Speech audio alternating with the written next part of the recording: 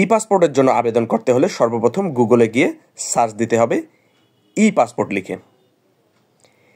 ই passport লিখে search দিলে আপনাদের সামনে এমন একটি ইন্টারফেস চলে আসবে, যেখানে আপনারা সর্বপ্রথম যে লিঙ্কটি পেয়ে থাকবেন অর্থাৎ ই পাসপোর্ট নামে, এই লিঙ্কে প্রবেশ করবেন। এই লিঙ্কে প্রবেশ করার সাথে সাথে আপনাদের সামনে এমন একটি ইন্টারফেস চলে আসবে, যেখানে আপনারা বাম দিকে পাবেন apply online for E passport অথবা রিইস্যু, এই অপশনে ক্লিক দিতে হবে। এখানে ক্লিক করার সাথে সাথে আপনাদের সামনে এমন একটি ইন্টারফেস চলে আসবে।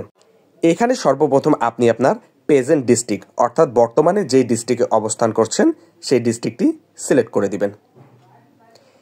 এরপরে আপনার নিয়ারেস্ট পুলিশ স্টেশন অর্থাৎ আপনার ডিস্ট্রিক্টের নিয়ারেস্ট যে পুলিশ স্টেশনটি রয়েছে এই পুলিশ স্টেশনটি সিলেক্ট করে দিবেন। এরপর নিচে আপনার একটি কন্টিনিউ নামে অপশন পেয়ে থাকবেন, এই কন্টিনিউ অপশনে ক্লিক করবেন। এরপর আপনাদের সামনে এমন একটি ইন্টারফেস চলে আসবে, যেখানে আপনারা আপনার ইমেল নাম্বারটি প্রবেশ করাবেন, অর্থাৎ আপনি যেই ইমেল নাম্বারটি ব্যবহার করছেন সেই ইমেল নাম্বারটি প্রবেশ করিয়ে আই এম হিউম্যান অপশনে ক্লিক করে কন্টিনিউ নামে যে অপশনটি রয়েছে এই অপশনে ক্লিক করবেন। এরপর আপনাদের সামনে এমন একটি ইন্টারফেস চলে আসবে, যেখানে আপনি আপনার ফোন নাম্বারটি প্রবেশ করাবেন। ফোন নাম্বারটি প্রবেশ করানোর পরে নিচে আপনি একটি অপশন পেয়ে থাকবেন আই এম হিউম্যান, এই অপশনে ক্লিক করে ক্রিয়েট অ্যাকাউন্ট নামে যে অপশনটি রয়েছে এই অপশনে ক্লিক করবেন। এই অপশনে ক্লিক করার সাথে সাথে আপনাদের সামনে আবার এমন একটি ইন্টারফেস চলে আসবে, যেখানে আপনি পাসওয়ার্ড নামে একটি অপশন পেয়ে থাকবেন। এই পাসওয়ার্ড অপশনে গিয়ে আপনি আপনার পছন্দ মতো পাসওয়ার্ড বসিয়ে দিবেন। বলে রাখা বাহুল্য, এই পাসওয়ার্ডে আপনি একটি ক্যাপিটাল এবং স্মল লেটার ব্যবহার করে আপনার পছন্দ মতো নাম্বার দিয়ে থাকবেন। এরপর এখানে গিয়ে আপনার নামটি প্রবেশ করাবেন। এখানে সার নামে আপনার নামের শেষের অংশটি এবং গিভেন নেমে আপনার নামের প্রথম অংশটি বসিয়ে দিবেন। এরপর স্ক্রল ডাউন করে নিচে নামবেন। স্ক্রল ডাউন করে নিচে নামার পরে আপনাদের সামনে এমন একটি ইন্টারফেস চলে আসবে, যেখানে ক্রিয়েট অ্যাকাউন্ট নামে একটি অপশন পেয়ে থাকবেন। এই ক্রিয়েট অ্যাকাউন্ট অপশনে ক্লিক করবেন। ক্রিয়েট অ্যাকাউন্টে ক্লিক করার সাথে সাথে আপনার ইমেলে একটি লিঙ্ক চলে যাবে। এই লিঙ্কটিতে প্রবেশ করে আপনাকে আপনার অ্যাকাউন্টটি সচল করে নিতে হবে। লিঙ্কটিকে অ্যাক্টিভ করতে আপনাকে জিমেলের ইনবক্সে প্রবেশ করতে হবে। জিমেলের ইনবক্সে লিঙ্কটি না পেয়ে থাকলে স্প্যাম অপশনে ক্লিক করবেন। এরপর টিক দিয়ে নট স্প্যাম অপশনে ক্লিক করার সাথে সাথে লিঙ্কটি আপনার জিমেলের ইনবক্সে চলে আসবে। এরপর লিঙ্কটিকে অ্যাক্টিভ করার জন্য ইমেলে প্রবেশ করবেন। এরপর আপনাদের সামনে এমন একটি ইন্টারফেস চলে আসবে, যেখানে আপনি আপনার লিঙ্কটি পেয়ে থাকবেন। এই লিঙ্কে ক্লিক করার সাথে সাথে আপনাদের সামনে এমন একটি ইন্টারফেস চলে আসবে, যেখানে আপনারা সাইন ইন নামে একটি অপশন পেয়ে থাকবেন। এই সাইন ইনে ক্লিক করবেন। সাইন ইনে ক্লিক করার সাথে সাথে আপনাদের সামনে এমন একটি ইন্টারফেস চলে আসবে, যেখানে আপনি আপনার ইমেল এবং পাসওয়ার্ড বসিয়ে দিবেন। এই ইমেল এবং পাসওয়ার্ড আপনি রেজিস্ট্রেশনের সময় যেটি ব্যবহার করেছিলেন সেটি বসিয়ে দিবেন। এরপরে ডান দিকে আপনারা apply for a new passport option পেয়ে থাকবেন। এই apply for a new passport অপশনে ক্লিক করবেন। এরপর আপনাদের সামনে এমন একটি ইন্টারফেস চলে আসবে, যেখানে আপনি আপনার পাসপোর্ট টাইপ সিলেক্ট করবেন। আপনি যদি জিও প্রাপ্ত হয়ে থাকেন, অর্থাৎ আপনার যদি গভর্নমেন্ট অর্ডার থেকে থাকে, সেক্ষেত্রে আপনি অফিসিয়াল পাসপোর্ট সিলেক্ট করবেন। কিন্তু আপনার যদি এনওসি থাকে অথবা আপনি যদি একজন সাধারণ নাগরিক হয়ে থাকেন, সেক্ষেত্রে আপনি অর্ডিনারি পাসপোর্ট অপশনে ক্লিক করবেন। কোনো ক্ষেত্রেই আপনি অফিসিয়াল পাসপোর্ট অপশনে ক্লিক করবেন না। এরপর নিচে সেভ অ্যান্ড কন্টিনিউ অপশনে ক্লিক করবেন। এরপর আপনাদের সামনে আবার এমন একটি ইন্টারফেস চলে আসবে, যেখানে আপনি একটি অপশন পেয়ে থাকবেন আই অ্যাপ্লাই ফর মাইসেলফ। যদি আপনি নিজেই আপনার পাসপোর্টের জন্য আবেদন করেন, সেক্ষেত্রে এখানে টিক দিবেন। যদি অন্যের জন্য আবেদন করেন, সেক্ষেত্রে এখানে টিক দিবেন না। যেহেতু আমি নিজের জন্য আবেদন করছি, এখানে টিক দিয়ে দিব। এরপরে আপনি আপনার জেন্ডার সিলেক্ট করে দিবেন। এরপরে স্ক্রল ডাউন করে নিচে নামলে এখানে আপনি আপনার প্রফেশন পাবেন। আপনি যদি একজন সরকারি চাকরিজীবী হয়ে থাকেন, সেক্ষেত্রে আপনি গভর্নমেন্ট এমপ্লয়ি সিলেক্ট করে দিবেন। এছাড়া যদি আপনার প্রফেশন অন্য হয়ে থাকে, সেক্ষেত্রে আপনি আপনার প্রফেশনটি সিলেক্ট করে দিবেন। এরপরে আপনি অপশন পেয়ে থাকবেন সিলেক্ট রিলিজিয়াস। এখানে আপনি আপনার রিলিজিয়াস সিলেক্ট করে দিবেন। এরপরে একটি অপশন পেয়ে থাকবেন সিলেক্ট ডিস্ট্রিক্ট অফ বার্থ, অর্থাৎ আপনি যেই জেলায় জন্মগ্রহণ করেছেন সেই জেলাটি সিলেক্ট করে দিবেন। এরপর সিলেক্ট ডেট অফ বার্থ নামে একটি অপশন পেয়ে থাকবেন। এখানে আপনি যে তারিখে জন্মগ্রহণ করেছেন সেই তারিখটি এখানে সিলেক্ট করে দিবেন। অবশ্যই এটি এনআইডি অনুযায়ী সিলেক্ট করতে হবে। এরপর একটি অপশন পেয়ে থাকবেন সিটিজেনশিপ ইনফরমেশন। এখানে আপনার টাইপ অফ সিটিজেনশিপ সিলেক্ট করতে হবে। যেহেতু আমি জন্মসূত্রে বাংলাদেশি, এক্ষেত্রে আমি বাই বার্থ অপশনে ক্লিক করব। এরপরে সেভ অ্যান্ড কন্টিনিউ নামে যে অপশনটি রয়েছে এই অপশনে ক্লিক করব। সেভ অ্যান্ড কন্টিনিউ অপশনে ক্লিক করার সাথে সাথে এমন একটি ইন্টারফেস চলে আসবে যেখানে আপনারা সর্বপ্রথম একটি পার্মানেন্ট অ্যাড্রেস নামে অপশন পেয়ে থাকবেন। এখানে সর্বপ্রথম আপনি আপনার ডিস্ট্রিক্ট অর্থাৎ আপনার এনআইডি অনুযায়ী আপনার পার্মানেন্ট যে ডিস্ট্রিক্টটি রয়েছে সেই ডিস্ট্রিক্টটি সিলেক্ট করে দিবেন। এরপর আপনার সিটি অথবা ভিলেজ অথবা হাউস এখানে ইনপুট করে দিতে হবে। আপনি আপনার ভিলেজটি ইনপুট করার পরে নিচে আপনি আপনার রোড নাম্বার, ব্লক অথবা সেক্টর ইনপুট করে দিবেন। এখানে আমি আমার রোড নাম্বারটি ইনপুট করে দিলাম। রোড নাম্বারটি ইনপুট করে দেওয়ার পরে স্ক্রল ডাউন করলে আরেকটি আপনারা অপশন পেয়ে থাকবেন, তা হচ্ছে পোস্ট অফিস। এখানে আপনি আপনার পোস্ট অফিসটি সিলেক্ট করে দিবেন। যেহেতু আমার পোস্ট অফিস বাবুখা, এখানে আমি বাবুখা এবং 5400 সিলেক্ট করে দিব। এরপর নিচে আরেকটি অপশন পেয়ে থাকবেন পুলিশ স্টেশন। এখানে আপনি আপনার পুলিশ স্টেশন সিলেক্ট করে দিবেন। যেহেতু আমার পুলিশ স্টেশন কোতোয়ালি মেট্রো, এক্ষেত্রে আমি কোতোয়ালি মেট্রো সিলেক্ট করে দিলাম। এরপরে স্ক্রল ডাউন করলে আরেকটি অপশন পেয়ে থাকবেন প্রেজেন্ট অ্যাড্রেস। আপনার প্রেজেন্ট এবং পার্মানেন্ট অ্যাড্রেস যদি একই হয়ে থাকে সেক্ষেত্রে আপনি জাস্ট প্রেজেন্ট অপশনে টিকমার্ক দিয়ে দিবেন। প্রেজেন্ট অ্যাড্রেসে টিকমার্ক দিলে আপনাকে নতুন করে আর আপনার প্রেজেন্ট অ্যাড্রেসটি ইনপুট করতে হবে না। এক্ষেত্রে আপনার প্রেজেন্ট এবং পার্মানেন্ট অ্যাড্রেস একই থেকে যাবে। যদি আপনার প্রেজেন্ট এবং পার্মানেন্ট অ্যাড্রেস ভিন্ন হয়ে থাকে সেক্ষেত্রে আপনি আপনার প্রেজেন্ট ডিস্ট্রিক্ট, আপনার ভিলেজ, আপনার পোস্ট অফিস, আপনার পুলিশ স্টেশন সিলেক্ট করে দিবেন। আর যদি একই হয়ে থাকে সেক্ষেত্রে আপনি জাস্ট প্রেজেন্ট অ্যাড্রেস অপশনে গিয়ে টিকমার্ক দিয়ে দিবেন। যেহেতু আমার প্রেজেন্ট অ্যাড্রেস এবং পার্মানেন্ট অ্যাড্রেস একই, সেক্ষেত্রে আমি প্রেজেন্ট অ্যাড্রেস অপশনে টিকমার্ক দিয়ে দিলাম। এরপরে সেভ অ্যান্ড কন্টিনিউ নামে যেই অপশনটি রয়েছে এই অপশনে ক্লিক করবেন। সেভ অ্যান্ড কন্টিনিউ অপশনে ক্লিক করার পরে আপনাদের সামনে এমন একটি ইন্টারফেস চলে আসবে যেখানে আপনারা কিছু অপশন পেয়ে থাকবেন। পূর্বে যদি আপনার ই পাসপোর্ট থেকে থাকে সেক্ষেত্রে আপনি সিলেক্ট করবেন yes I have machine readable passport. যদি না থেকে থাকে সেক্ষেত্রে আপনি সিলেক্ট করবেন no I don't have any passport previous. এই অপশনে ক্লিক করবেন। এরপরে স্ক্রল ডাউন করে নিচে নামবেন। স্ক্রল ডাউন করে নিচে নামলে আপনারা একটি অপশন পেয়ে থাকবেন national ID number.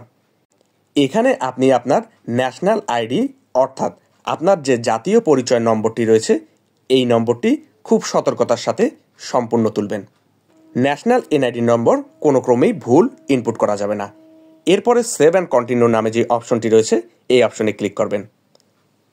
Save and continue অপশনে ক্লিক করলে আবার আপনার সামনে এমন একটি ইন্টারফেস চলে আসবে যেখানে প্যারেন্টাল ইনফরমেশন অর্থাৎ পিতামাতার ইনফরমেশন ইনপুট করতে হবে।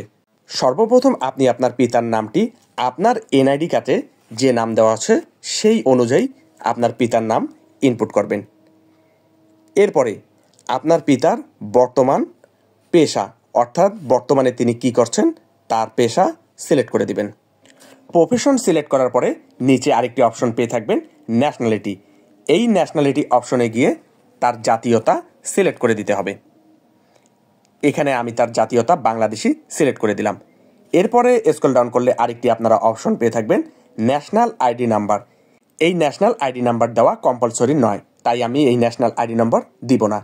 এরপরে গিয়ে মাদার ইনফরমেশনে গিয়ে মায়ের নাম দিতে হবে, তারপরে তার প্রফেশন সিলেক্ট করে দিতে হবে। এরপরে ন্যাশনালিটি অর্থাৎ তার জাতীয়তা সিলেক্ট করে দিতে হবে। এরপরে ন্যাশনাল আইডি নাম্বারের জায়গায় আমি ফাঁকা রেখে দিব। আপনারা যদি প্রয়োজন মনে করেন ন্যাশনাল আইডি নাম্বার দেওয়া আপনারা দিতে পারেন, তবে এই ন্যাশনাল আইডি নাম্বার দেওয়া কম্পালসারি নয়। এরপরে একটি অপশন পেয়ে থাকবেন লিগাল গার্ডিয়ান ইনফরমেশন। যদি আপনি কোনো অপ্রাপ্ত শিশুর জন্য আবেদন করে থাকেন সেক্ষেত্রে লিগাল গার্ডিয়ান ইনফরমেশন দিতে হবে। যদি আপনি নিজের জন্য আবেদন করে থাকেন সেক্ষেত্রে লিগাল গার্ডিয়ান অপশন দিতে হবে না। এরপর সেভ অ্যান্ড কন্টিনিউতে ক্লিক করবেন। সেভ অ্যান্ড কন্টিনিউ অপশনে ক্লিক করার সাথে সাথে আপনাদের সামনে এমন একটি ইন্টারফেস চলে আসবে যেখানে ম্যারিটাল ইনফরমেশন ইনপুট করতে হবে। আপনি যদি ম্যারিড হয়ে থাকেন এক্ষেত্রে ম্যারিড সিলেক্ট করে দিবেন। এরপর আপনার ওয়াইফের নেম, প্রফেশন, ন্যাশনালিটি এবং তার এনআইডি নাম্বার প্রবেশ করাবেন। এখানে এনআইডি নাম্বার দেওয়া কম্পালসারি নয়। এখানে আমি মেরিটাল স্ট্যাটাস সিঙ্গেল সিলেক্ট করলাম, যেহেতু আমি আনমেরিড। এরপরে সেভ অ্যান্ড কন্টিনিউ অপশনে ক্লিক করতে হবে। এরপরে একটি অপশন পেয়ে থাকবেন এমার্জেন্সি কন্ট্যাক্ট। এমার্জেন্সি কন্ট্যাক্টে আপনি আপনার আত্মীয় স্বজন, বন্ধুবান্ধব অথবা ভাইয়ের নাম সিলেক্ট করতে পারবেন। এখানে আমি এমার্জেন্সি কন্ট্যাক্টে আমার ব্রাদার সিলেক্ট করে দিলাম। এরপরে নেম অপশনে গিয়ে তার নাম লিখে দিলাম। এরপরে সিলেট ডিস্ট্রিক্টে গিয়ে তার প্রেজেন্ট ডিস্ট্রিক্ট সিলেক্ট করে দিলাম। এরপরে সিটি, ভিলেজ অথবা হাউসে গিয়ে তার ভিলেজ ইনপুট করে দিলাম। এরপরে রোড, ব্লক অথবা সেক্টর থাকলে তা ইনপুট করে দিব। এরপরে তার বর্তমান পোস্ট অফিস সিলেক্ট করে দিলাম, যেহেতু তার বর্তমান পোস্ট অফিস বাবুখা, এক্ষেত্রে বাবুখা সিলেক্ট করে দিলাম। এরপর তার পুলিশ স্টেশন সিলেক্ট করে দিলাম, যেহেতু তার পুলিশ স্টেশন কোতোয়ালি মেট্রো, এখানে police station Kotwali metro select করে দিলাম।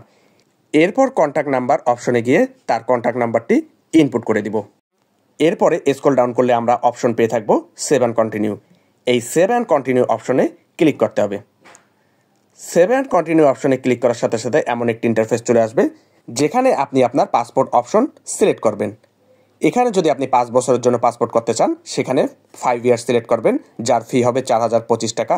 এবং আপনি যদি 10 বছরের জন্য পাসপোর্ট করতে চান, সেক্ষেত্রে 10 ইয়ার্স সিলেক্ট করবেন, যার ফি হবে 5750 টাকা।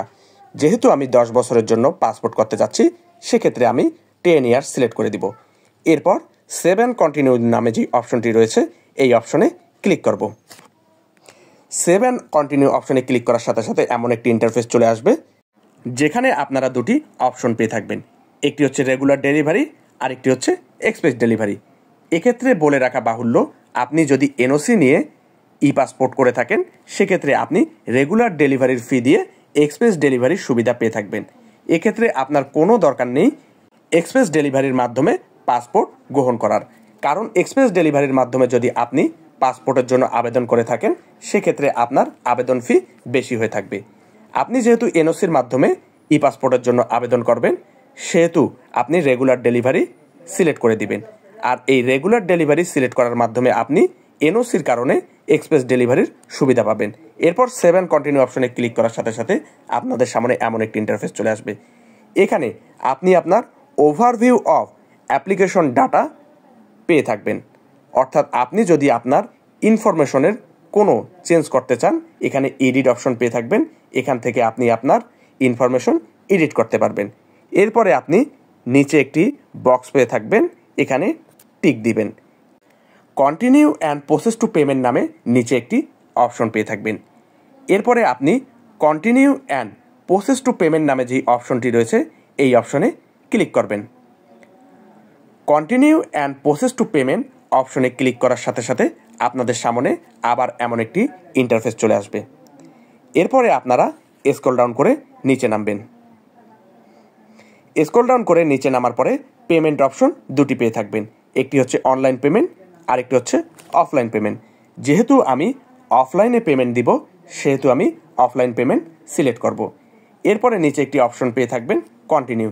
এই কন্টিনিউ অপশনে ক্লিক করার সাথে সাথে আপনাদের সামনে এমন একটি ইন্টারফেস চলে আসবে, যেখানে আপনি আপনার অ্যাপ্লিকেশনটি প্রিন্ট করার জন্য অপশন পেয়ে থাকবেন। এই অ্যাপ্লিকেশন ফর্ম অপশনে ক্লিক করার সাথে সাথে আপনার অ্যাপ্লিকেশন ফর্মটি ডাউনলোড হয়ে যাবে। এছাড়াও আপনার অ্যাপ্লিকেশন ফর্ম এবং অ্যাপ্লিকেশন সামারিটি আপনার ইমেলে অটোমেটিকলি চলে যাবে। অ্যাপ্লিকেশন ফর্ম এবং অ্যাপ্লিকেশন সামারিটি ডাউনলোড করার জন্য আপনাকে আপনার জিমেলে প্রবেশ করতে হবে এবং এই জিমেলের ইনবক্সে আপনি আপনার অ্যাপ্লিকেশন ফর্ম এবং অ্যাপ্লিকেশন সামারিটি পেয়ে থাকবেন।